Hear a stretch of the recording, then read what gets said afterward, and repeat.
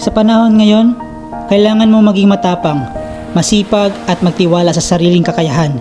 Nabigo ka man, nadapa ka man, napagod ka man, bumangon ka dahil walang ibang kakampi kundi sarili mo lang. Hindi rin maiwasan na mayroong masasabi ang mga taong nasa paligid mo. As long as na wala kang tinatapakan ng tao, go! Magpatuloy ka dahil darating ka din sa iyong tagumpay. Hindi mo inasahan na blessing, hindi mo inasahan na successful. Hanggat may lakas pa tayo, hanggat may hininga pa tayo, hanggat may nakikita pa tayo, magpatuloy ka at lumaban. Magtiwala ka lang sa taas, hindi ka niya pababayaan sa lahat ng pagsubok. Maging positibo ka lang sa buhay.